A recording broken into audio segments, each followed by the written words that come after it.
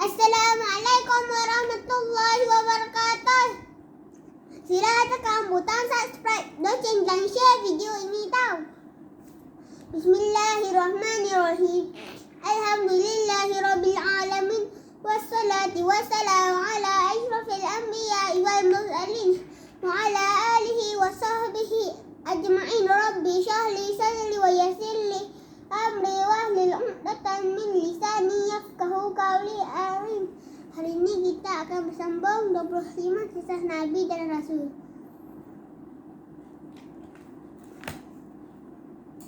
Nabi Saleh alaihi salam dengan unta. Kaum Samud hidup dalam kemewahan, namun begitu mereka lupa kepada Allah Subhanahu wa taala. Mereka menyembah berhala sebagai Tuhan.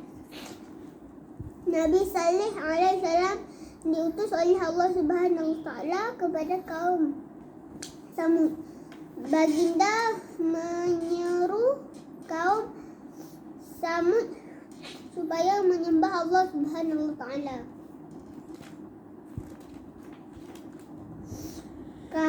Kaum Samud tidak percaya kepada Nabi Saleh alaihi salam sebagai rasul.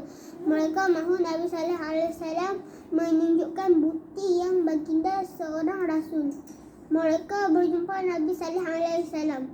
Tunjukkan bukti kerasulan kamu Saleh, jerit kaum Samud. Kaum Samud berkata lagi, keluarkan seekor unta yang sangat besar. Air susu untuk hendaklah banyak hingga boleh diminum oleh penduduk bandar ini. Nabi Saleh alaihi salam berkata, jika kamu jika aku berjaya mengeluarkan unta itu, mahukah kamu mengikut ajaran aku? Ya, kami akan mengikut ajaran kamu, jawab kaum Samud. Nabi Saleh alaihi salam berasa gembira lalu memohon kepada Allah Subhanahu wa taala mencipta unta itu. Allah Subhanahu wa taala memerintahkan baginda membawa kaum Samud ke kawasan berbukit. Tidak berapa lama kemudian, kedengaran bukti menjerit seperti ibu sakit hendak bersalin. Tiba-tiba unta betina yang besar keluar dari celah-celah batu besar itu.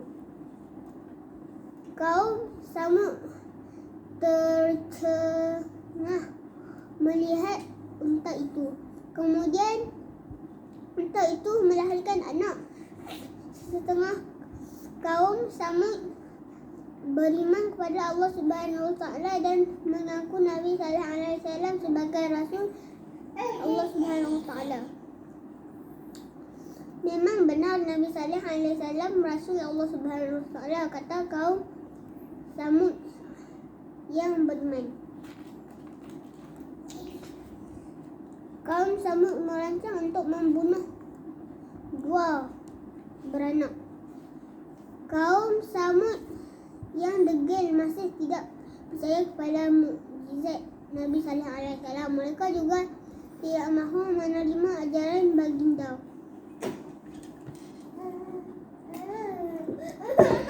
Mereka merancang untuk membunuh unta dua beranak itu. Itu semua perbuatan sihir. Saleh, kata kaum Samud yang ingkar. Sekumpulan pemuda ditugaskan untuk membunuh unta dua beranak itu. Mereka diketuai Huda dan Musaddaq. Mereka keluar mencari unta dua beranak itu. Kumpulan pemuda itu menjumpai ibu unta dan anaknya yang sedang tidur. Cepat bunuh unta dua beranak itu, kata pemuda-pemuda itu.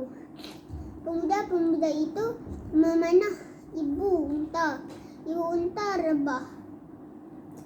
Qudar menyembelih ibu unta. Kemudian pemuda-pemuda itu mengajar anak unta pula. Bagaimana anak unta itu menghilang. Pemuda-pemuda itu berasa hairan melihat anak unta gaib. Kematian ibu dan kehilangan anak unta diketahui Nabi Sallallahu Alaihi Wasallam. Baginda memberitahu kaum Samud tentang siksaan Allah Subhanahu wa Ta'ala kepada mereka yang membunuh unta-unta itu.